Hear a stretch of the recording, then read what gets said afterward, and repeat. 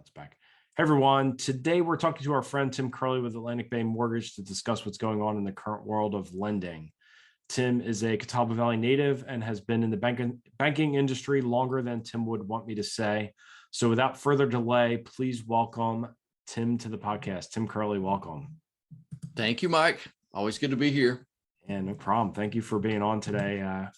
I know we try and do this once a year at least to kind of get a check-in on what's going on with the market. And the last couple of years kind of been a little bit of a broken record with everything, but we've kind of had some changes in the last I'd say 6 months have been pretty dramatic from a rate standpoint and everything. So thought it'd be a great time for us to talk again and kind of maybe just talk to consumers a little bit and kind of let them know kind of what we think is going on. I don't think either of us have a crystal ball, but we've been around long enough where we kind of see some things happening that maybe, we can kind of shed some light on or whatever. So let's just jump on in and talk about rates. So I guess just starting out with that, can you talk about the difference between, because a lot of what catches the headlines and the news and everything is the Fed raising rates, and how does that really translate to the actual mortgage rates that we're seeing right now? Yeah, I think you're right. I hear that a lot. And it is kind of portrayed in the media as the Fed is raising rates, so therefore the mortgage rates are going up. So what I want people to understand is that when the media talks about the Fed raising rates, they're talking about short-term rates. This is the Fed funds rate, which is what banks use when they borrow money from each other.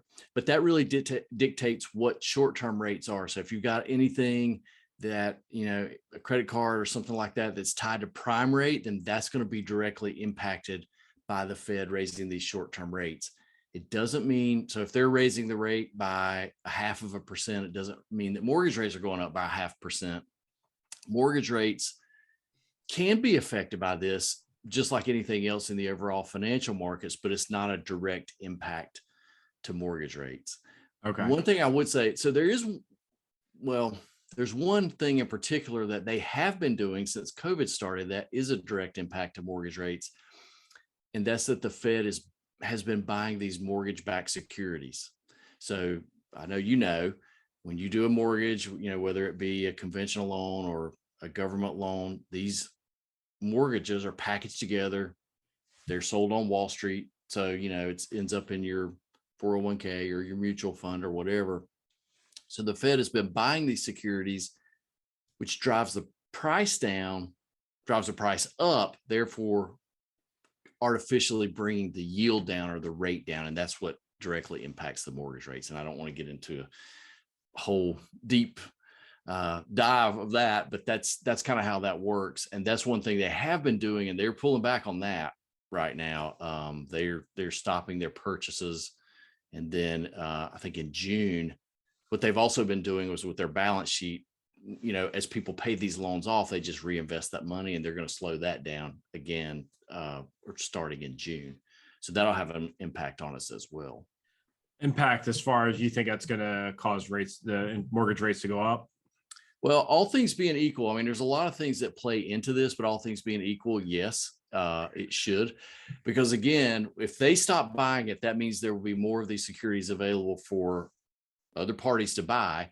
And so that means that'll bring the price down, which means the rate, because prices and rates move inversely. It's like bonds, really. It's just like treasury bonds.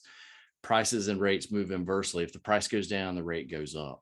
Okay. And so if they stop buying, then the price will go down and rates should fall. But again, I don't mean to paint a broad picture and say that's definitely going to happen, because nobody really knows. And there's a lot of other factors as well. But that's one thing that has been happening that has artificially brought rates down some. And they did that, back at the beginning of COVID to kind of stabilize the economy a little bit, bring those rates down, make things a little bit more affordable when we weren't sure how this was all going to play out. Yeah. And I think I was glad at the time that they did that, because there was just so much uncertainty. So I was kind of happy that it was happening, because you just didn't want that big shock and everything to totally stop. And to their credit, I don't think it did.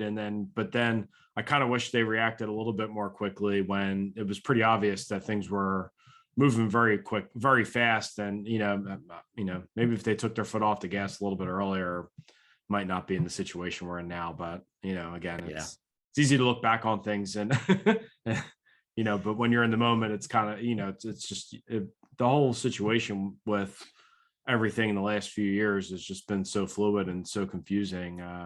There's not a lot of historical precedents for any of this, I don't think.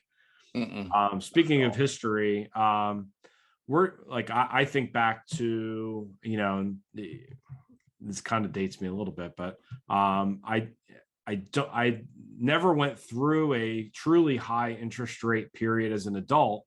But I remember as a kid where like, in the 80s, when people would talk about like, oh yeah, I had an 18% interest rate on my house or 15% interest rate. And I always thought that was insane that was even something that could have happened.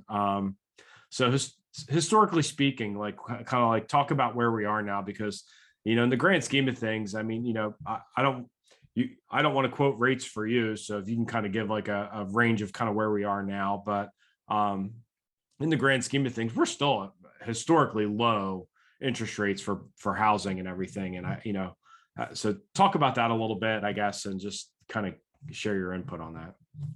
Yeah, you're absolutely right. And I would say too, so just to give you some context, on a 30-year fixed rate, like a conventional mortgage, we're going to be in the mid fives, we'll say right now. And that's, at this moment, I always caution my clients that rates move in real time. And by the time we finish this conversation, it could be something different. I mean, what's today's date? Today's the 20, we're recording this on the 24th of May, 2020. So that's right. It is 2022. That is, sorry. So, 2:45 PM. Yeah. So, obviously everything can change, but, based on where we're at now. Yeah. So, and I do think we've been a little spoiled, maybe a lot spoiled for the past few years with these we've actually been kind of spoiled for a long time with some really low rates. But I was going back and looking just to kind of give some historical context. Freddie Mac has a historical rate chart monitor out there on their website where they go all the way back to when they started keeping the history of mortgage rates back to 71. And so you can go back as recently as 4 years ago. In 2018, we had rates that were on a 30-year fix were in the high fours. So, we were approaching 5% then, and we're not that far off right now from where we were then. Okay. And there have been several times over, the past few years. Well, you go back, I was just kind of looking back at their rates, it's bouncing around from the threes to the fours. If you get back into the 2010, 9, 8, when the Great Recession happened, before that, it was 6, 7s, and 8s. Okay. And like you say, if you go back to, the 90s, you're in the 7s, you're in the 8s, maybe 9. I remember, I think we bought our first house, I think, in like somewhere around 99, 2000, I think. And I'm pretty sure we were right around that, like 7.5%, 8% or so then, and thought that was a good rate. Yes, absolutely. I always tell folks whenever I moved to Hickory, which must have been in the late 90s, I think I got 6 3/4 and thought that was the best thing I'd ever heard. It was a fabulous rate. And you're right. I mean, if you go back into the 80s, especially the early 80s, you are talking about, 15, 16, 17, 18%, which is just crazy to think of. So to put it into context, I mean, sure, we're up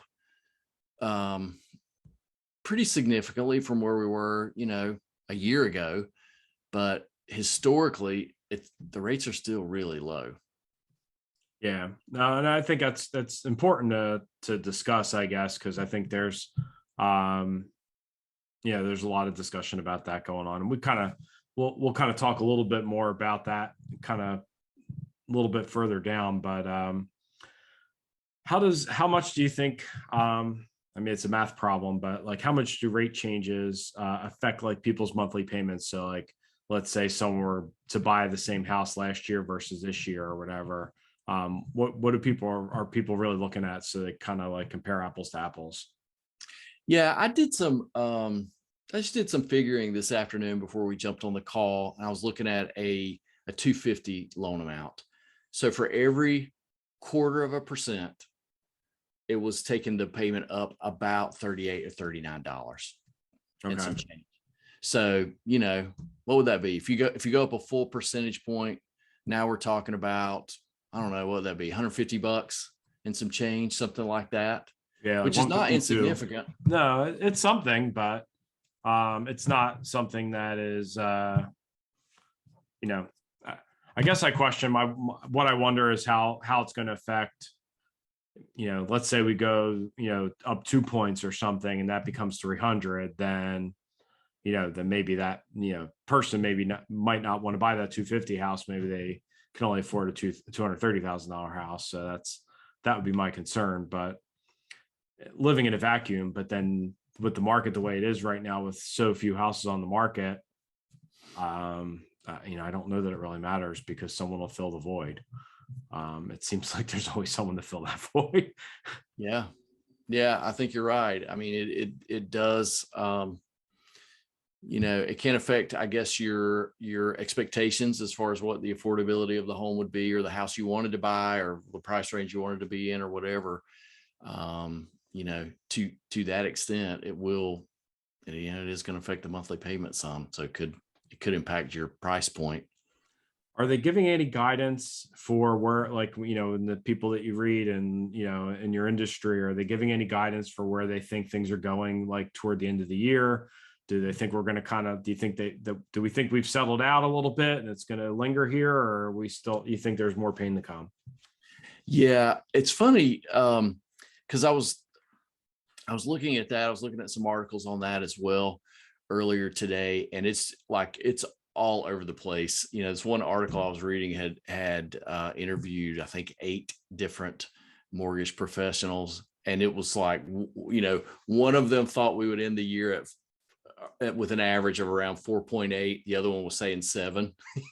So Wow. it's a pretty wide range. But it's kind of funny, because when we started this year, like, all the experts were saying, we're probably going to be, around 4%, probably late this year. It's like, Yeah.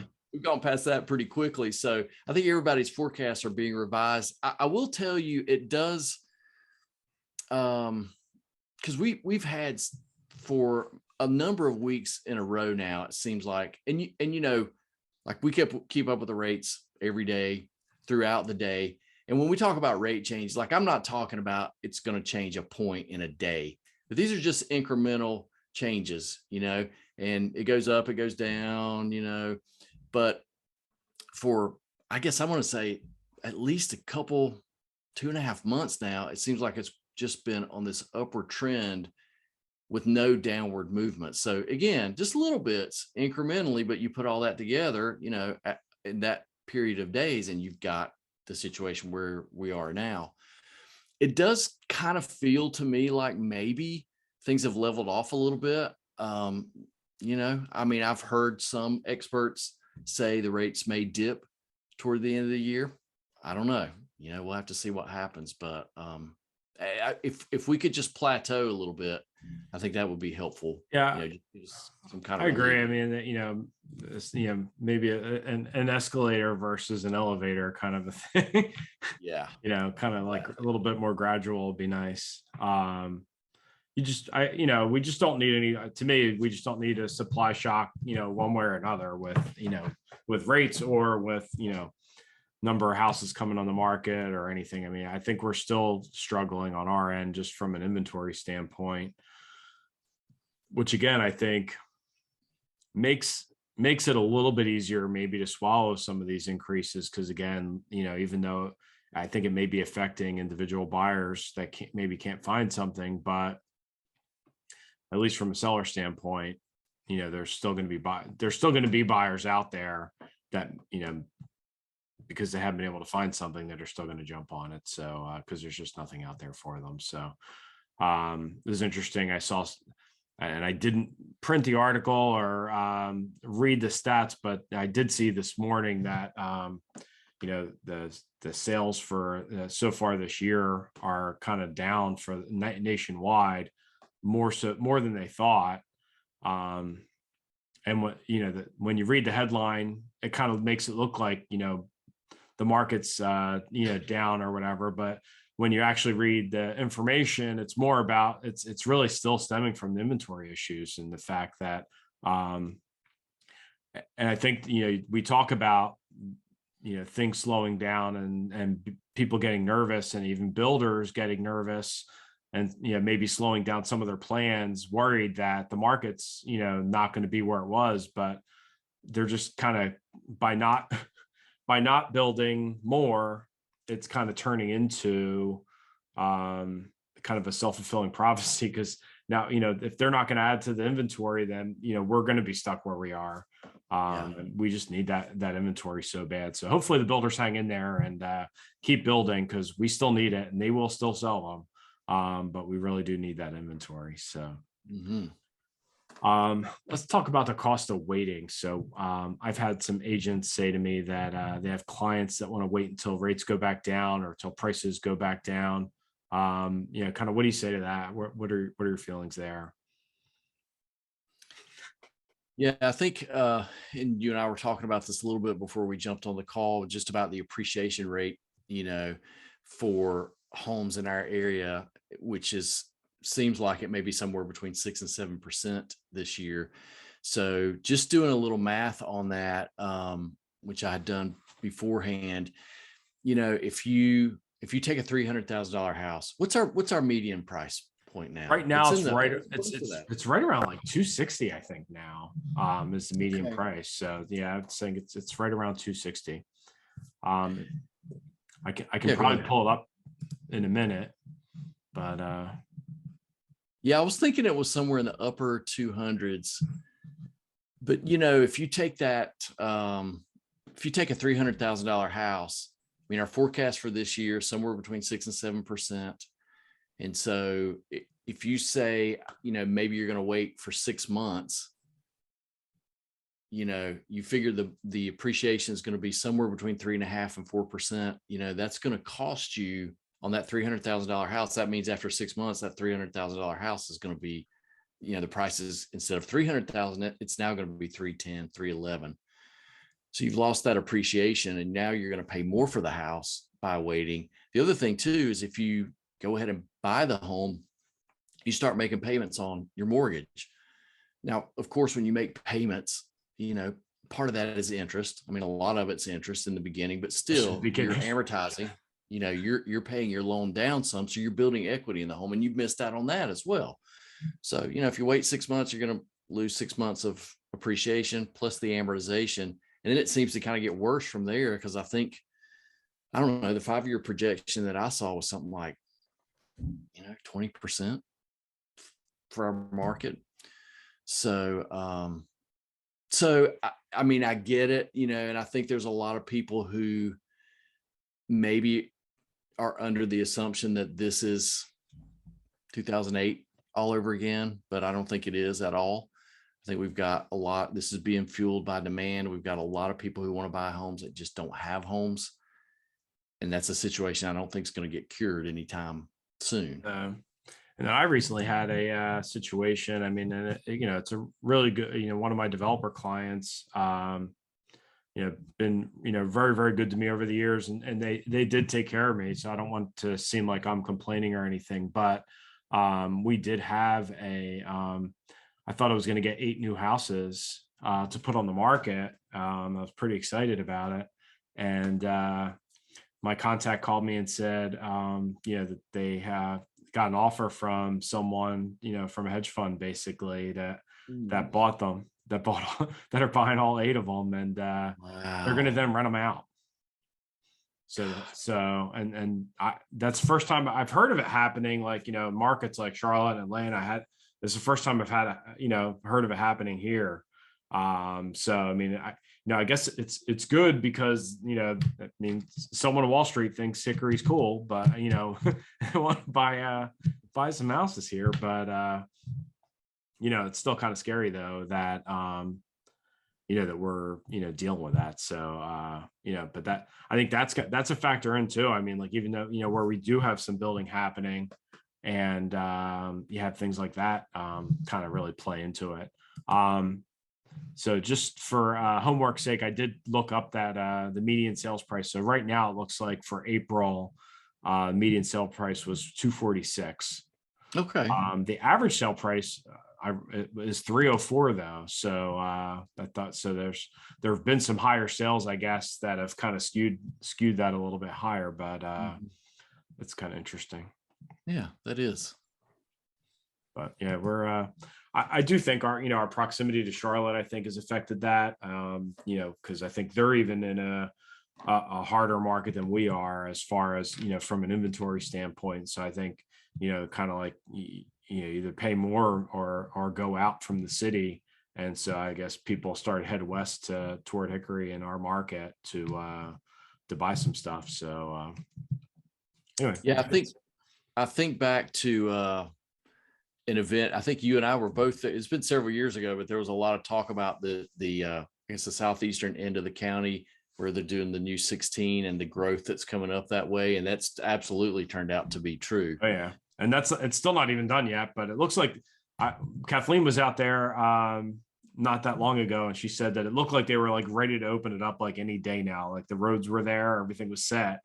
But I haven't been out there in the last couple of weeks, but supposedly it's very close to opening that 16 corridor. And I really think like once that's really there, it's just going to be a logical that whole pocket. It's already busier there than it was before, but I just expect that area to kind of explode once that happens, because there's so much developable land in that pocket. I mean, there's just a lot that can happen there. Mm-hmm. For sure.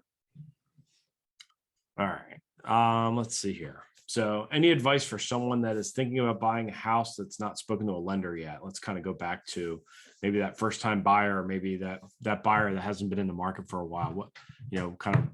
What's your advice to that person?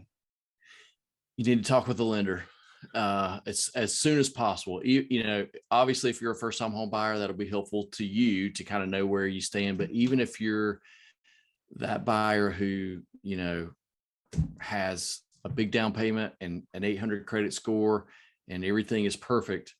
And Mike, I know you probably can speak to this as well, but it's very difficult to get any traction in this market at all. If you go out this weekend and you find the perfect home you want to buy and you don't have a letter from a lender saying you're at least pre-qualified, you're probably not going to get very far with your offer. No. And if you're in a situation where you've got multiple offers, again, it's going to be really difficult.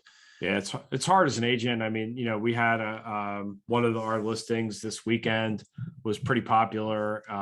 One of our agents had a listing that had a pool and went on over the weekend, and there were a bunch of people that were interested in it, and kind of were like, all right, I really want to do something here, and it was hard for them to get letters from their agent, from their lenders and stuff like that. So like it's just so important to be armed with that letter. Yep. As soon as possible, so that when that house comes up, you're not scrambling the last minute. And often it never fails. It's that person finds that perfect house, and they hadn't talked to their lender in a few months, and things have changed. So like it's good to always stay in contact and keep that letter up to date. Yeah, and I would also say too, I recommend every client I work with, we start with a pre-qualification. But I always recommend that they go the next step. So I guess what I would say is to our audience, find a lender that does upfront underwriting. And what that means is, that lender is going to take your application to the next step past a pre-qualification and actually have an underwriter review all your documents and everything and give you a full underwriting approval. And that's going to do a couple things for you. I mean, number one, if you need to close really quickly, which can be a bargaining chip. Again, you speak to this, Mike. I mean, I think, a lot of sellers would prefer to close in 3 weeks rather than 6 weeks. So, that could give you an edge on another buyer, but that's going to put you further down the road and allow you to be able to move quickly if you find the right home. Well, in most cases it should. Sure. And the other thing too, is it could strengthen your offer. If you're able to present to the seller a letter that says, I've been through underwriting, not just a pre-qualification, and somebody points out maybe what that means, that can make a difference. Sure. It could give you a ever so slight, but if you're in a competitive situation, you need every advantage that you can get. No, and I think that's really smart and important to talk about, because I think sometimes buyers are, when they are faced, and let's say, like, if I were to recommend someone to you, you're going to go through it and make sure that they're really, really ready before you give them that letter. So the letter coming from you means more than maybe some online lender where they just plugged in like 4 things or whatever, and they spit out a pre qualification letter or something for them. But that letter is fine, but it's not really going to hold its water. So that's why I think it's really important for someone to make sure that they actually, meet with the lender and really do that. Like that pre-underwriting, I think, is just so important, because you don't want those surprises. There's nothing worse, and I've been through it a few times, even recently, where, you get through the process with somebody, you finally find them a house, and then they have a lender that, that didn't ask them all the questions that they needed to know, or didn't get all the information that they needed. And then you end up toward the end of the deal not being able to close it, or making that process difficult at the end because we didn't have all the information when they talked to the lender originally. Whereas if they had done that pre-underwriting thing, the chances of something like that slipping through the cracks is, a lot less likely. So, I'm just a real big believer in that. And I appreciate the fact that you do that, because, again, like you need to do the work ahead, it's, and there's something I've been listening to a lot of other podcasts recently, and I don't know who this is attributed to, so I apologize. But like, you got to choose your hard. So like, it's it's hard to, take the time and meet with a lender and do all that stuff ahead of time. But then it's also hard to get to the end of the deal and find out that you're missing some stuff, and you might lose the deal. So I'd rather choose the hard to beginning and get all that stuff out of the way early. Yeah, I mean, buying a home and moving is stressful enough already. So I always tell my clients, let's get this done. And because, I mean, let's face it, lending guidelines, unlike like we were talking about back in 2008, they're not easier. They haven't gotten easier. There's a lot of, it's a pretty intense process, and there's a lot of little nitpicky things in there. So let's go ahead and get all that out of the way, and let's answer all the questions up front, because we want to come into closing being relaxed. You got enough to worry about when you're trying to pack up your stuff and move out and, get moved in and all that stuff. Let's don't let the loan be another part of that. Let's get all that out of the way so that you can be relaxed, or more relaxed, when you get to closing. So there's a lot of value in that, I think. No, definitely. One thing as an aside, I guess one other question to kind of tag on to that.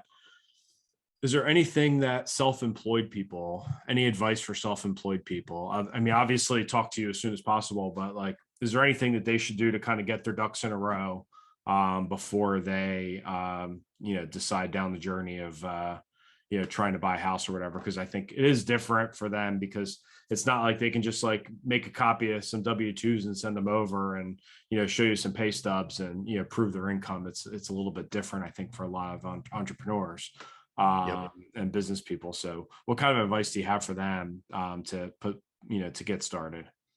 Well, fortunately, back when COVID started, the two conventional investors, Fannie Mae and Freddie Mac, started requiring a P&L from all self-employed. Even if you had a lawn mowing business, you still had to create a P&L for them.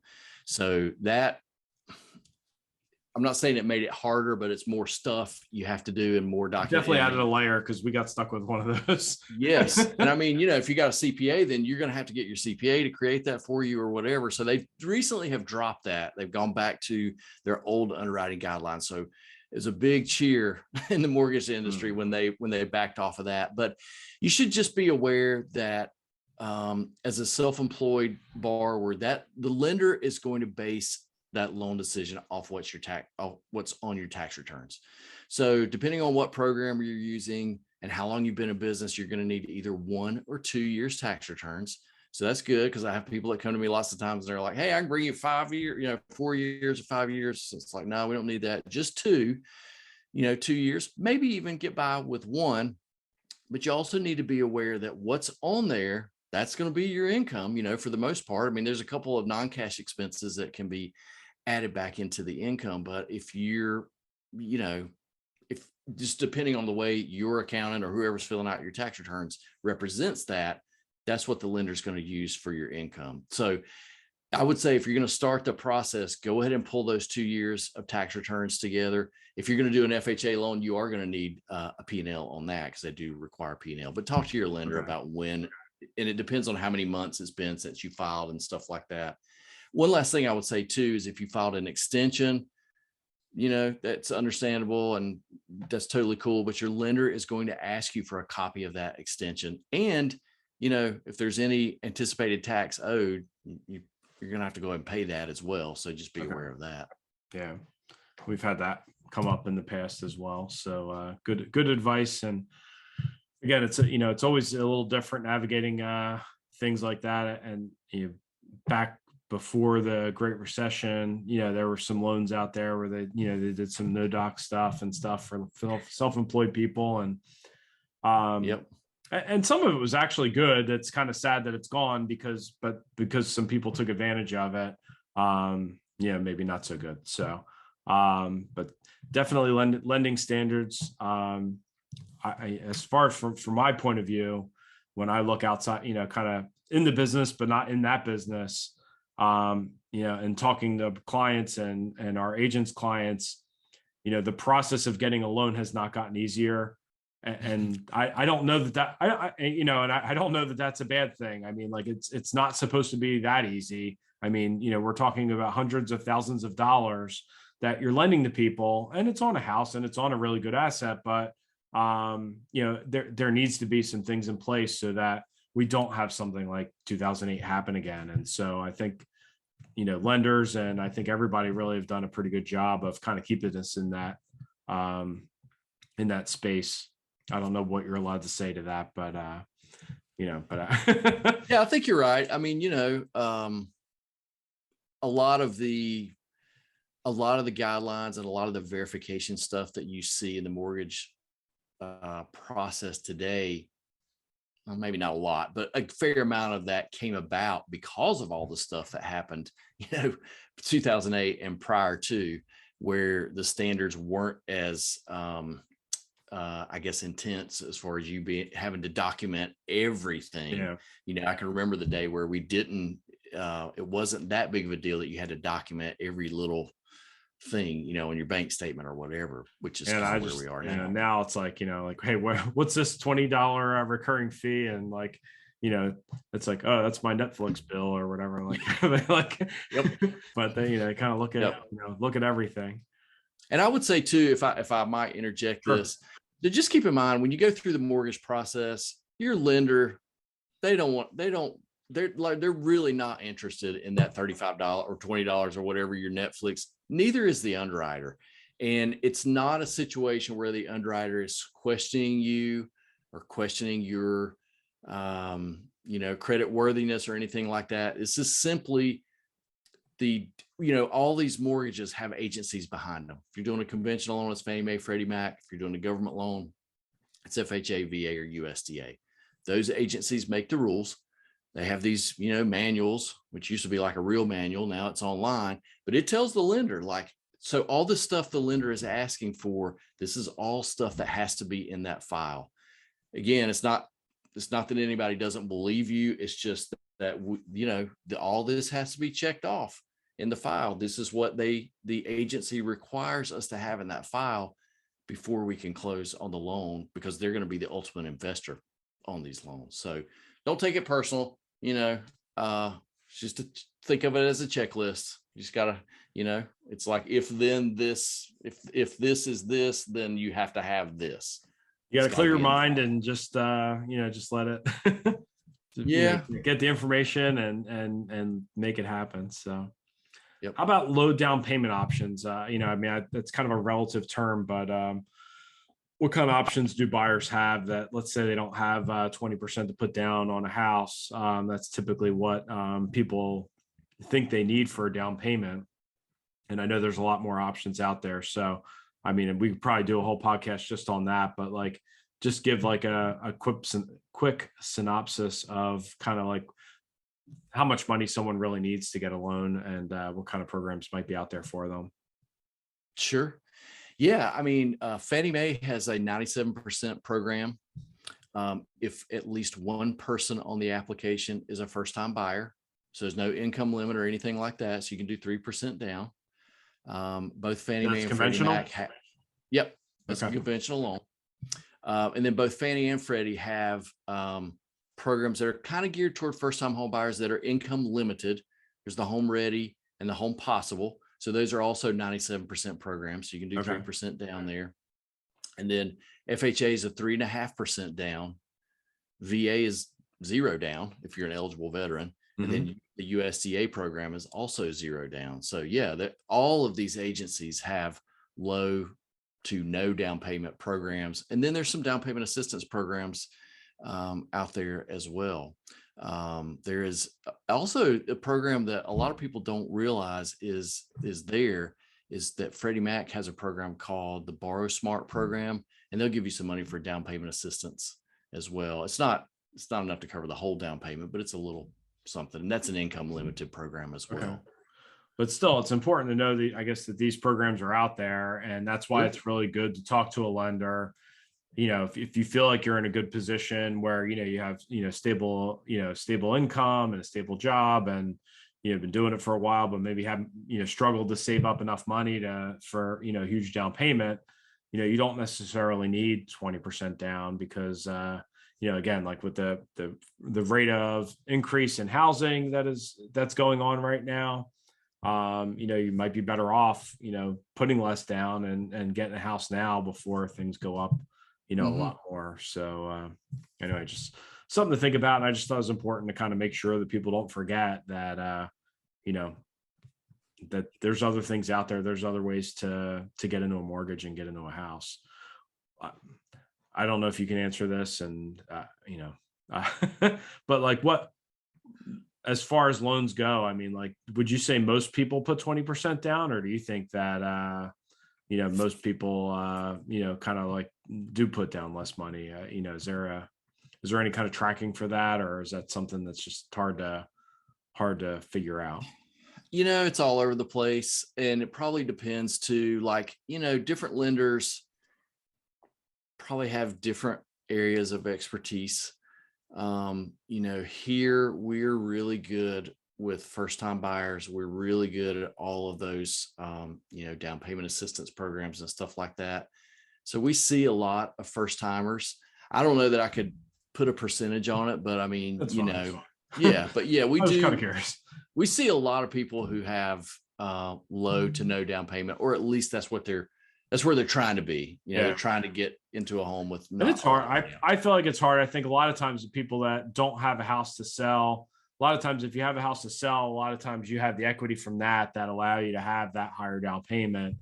But a lot of times people that are, maybe, renting for the last 5 or 6 years and, trying to get out of that cycle.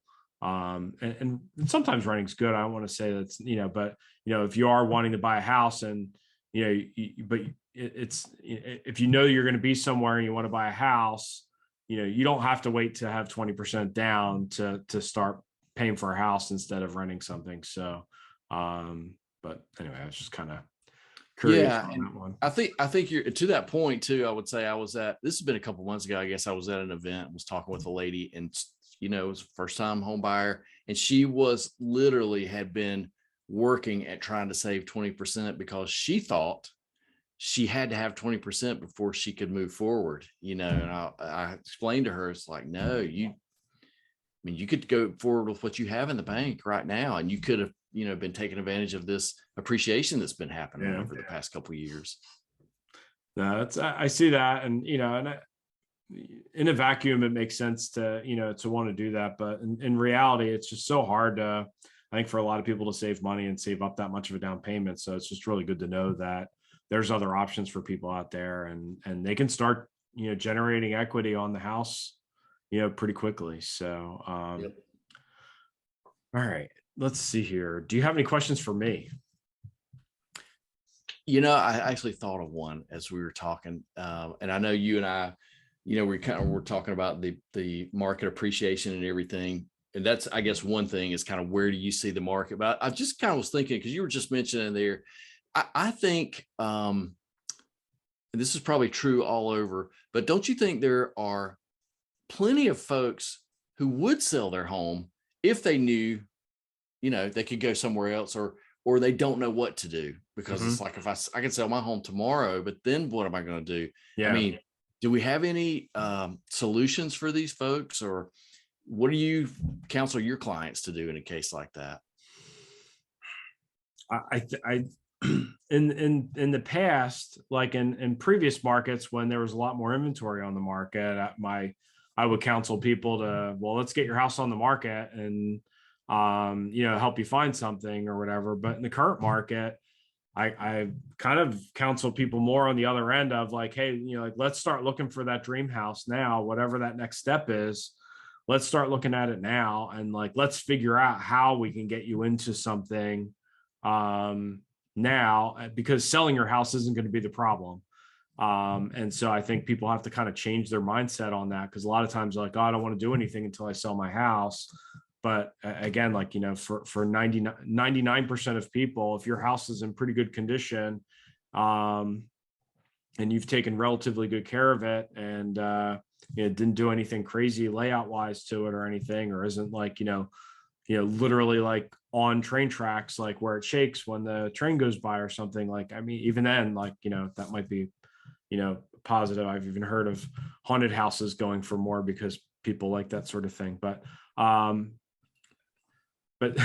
all seriousness, so like, if you have a decent house, I mean, like, it's not going to be a problem selling it. Like, that's not going to be the problem. So let's figure out how to get you into that new house. And I think that's where, like, we need to partner with folks like you. And it's like, all right, well, how can we get, and that's another way to take advantage maybe of some of these lower down payment loans, where like maybe somebody gets into a house that's a higher priced house that, that maybe they're moving up, or even if they're moving down, but they don't have the down payment now. They could buy that house, then sell their house, and then take that money and then recast it into the loan and then lower their payment and everything. That's where they'd need to partner with somebody like you to do something like that. But I mean, that's the conversation we've been having lately about that sort of thing, because again, like, it's, if I tell someone, yeah, let's put your house on the market and then we'll start looking for something for you, like, it might be a year before we find that house for them. So they might as well live in what they've got and let the price keep appreciating and then kind of go from there. But that's probably one of the harder things. It's one of the hardest things, because I do talk to a lot of people on a daily basis that say, yeah, I'd love to sell. I know I could get so much more for my house. I have equity in my house. I know I could get a lot more, but I just don't want to, I don't have anywhere to go. And until we get this inventory thing sorted out and can start, building more houses and more affordable houses for people, I think we're going to be stuck here for a little while, I think, because there's no other solution other than, people building more houses. What are your thoughts there? Yeah, same. And I don't think, like we talked about, I mean, this whole situation is because we have so many people who now want to buy a home. And I don't think that is going to change anytime soon. We've got a pretty large population of I guess younger buyers that are ready now. And so I guess the only way to provide a solution for that is more inventory, like you say. And I don't know, certainly know more about that than I do as far as what's coming on. Or I mean, we've got the previously the largest generation of people that the baby boomers, kind of hitting a point where they're looking to downsize right at the same time, where the next, the largest pool of buyers and sellers, the millennials, they're in that same situation where, they've kind of a lot of them have put their life on hold, trying to get themselves established and get out of debt with, student loans and all, I think they've been a little bit later to kind of get their lives started, for a variety of reasons. But that being said, a lot of them are ready now and have been ready to move on and take that plunge. But now they're kind of competing with their parents for the same houses, for the same housing stock. So it just kind of turned into just a really weird dynamic. But and again, that Gen Z, that is coming in now. I mean, that's my kids' generation, and they're going to be done. Some of them are just finishing college or finishing college soon, and that's going to be a whole nother level of not really sure what that generation is going to be like. But the ones I talk to are wanting to buy a house like right away. Like as soon as they get out of school, they want to buy a house. So they're even at a different level that way. So we'll see what happens. But again, that's just going to be more competition. Yeah. And, I don't know. So definitely interesting times ahead. I feel like our market, I don't want to say it's slowing down, but maybe we're not, like, instead of having like 20 offers on a house, maybe there's only 4 or 5. So and you kind of call that, maybe getting a little healthier. Yeah. You agree with that? Because 20 offers where it's like, there's no way that's not healthy. No, not at all. And even 5 isn't great. I mean, like, it's still like, there's 4 people that feel bad. And then even sometimes, you have a seller that's like, oh, well, what if I just did this a little bit more or whatever? Maybe I could have gotten even more for it. And, and then, you end up with at least, 4 buyers that are bummed out that, thought they found their dream house and it didn't work out. So I'm hoping, hopefully, as year goes on, there seems to be a lot of new construction kind of in the works. So as long as hedge funds don't buy it and they actually sell it to people, then hopefully we'll have some relief, I think, at the end of the year. But again, I really don't see it changing that much. I mean, like right now, our inventory is less than one month's inventory right now. It's 0.8, the last stats that we had.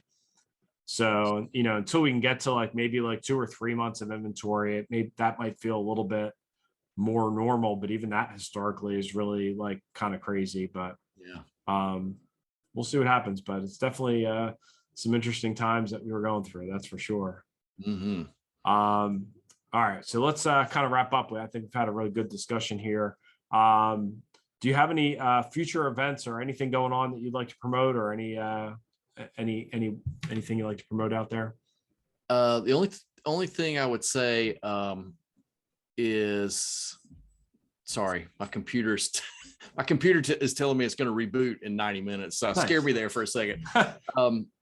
I actually have an event for agents, real estate agents, coming up next week. It's at the Patrick Beaver Library. We've been I used to do these lunch and learns every month. And then of course, with COVID, we haven't done anything like this in a long time. So I'm really excited about it, but it's all about property issues. Property proficiency is what I'm calling it. So we're going to talk about all kinds of, we're going to talk about requirements for government loans, condos, modular manufacture, all those things, all the questions that y'all have, lots of times. And all this stuff is, it changes all the time, just like everything else does. So I've got to study up myself. And the other thing I would say too, for our listeners, I do have a YouTube channel. So you can look me up on YouTube. It's Tim Kerley. That's Kerley, Senior Mortgage Banker. If you just search Tim Kerley, Senior Mortgage Banker, you'll find me on there. But I've got a lot of playlists out there, and most of these videos are 3 to 4 minutes long, and they're segmented by topic. So, it's not a video where I'm going to be talking for an hour or anything like that.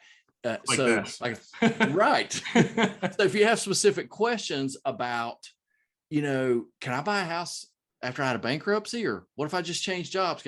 You'll find all that stuff out there. I've got a playlist for first-time home buyers. I've got one for agents. I've got a playlist around construction and renovation, that sort of thing. So check that out as well. If you have questions around home buying or mortgage lending, you might find the answer out there on that channel. Yeah, something cool that Tim does, I'll toot his horn a little bit. That I think is really neat is that when he keeps in touch with his clients and even with agents and stuff, he'll a lot of times will shoot us a quick video, just saying, hey, this is what's going on with the loan. This is where we stand in the process, and kind of keeping everybody up to date. And that's kind of a really cool program. So Tim's gotten really good with video stuff. And I'll definitely post a link to Tim's page in the show notes. So you guys can check out his YouTube page, and you definitely want to follow him. He's got a lot of really good information there. So, all right, cool. Well, I think we had a really good discussion, Tim. I really appreciate your time, and hopefully people learn some stuff, and we'll kind of take it from there. But hopefully, don't be a stranger. I know you and I will talk in the meantime, but hopefully around the same time next year we'll have a talk again, and hopefully we'll have some inventory and rates have stabilized, and we'll be in a more level place. I doubt that'll be the case, but I'm interested in what crisis we'll be talking about then. So it should be a lot of fun. So, but thanks again for doing the show. And, always a pleasure, and I appreciate the opportunity. All right. Well, good talking. Thanks, Tim. Yep. See you. All right, bye.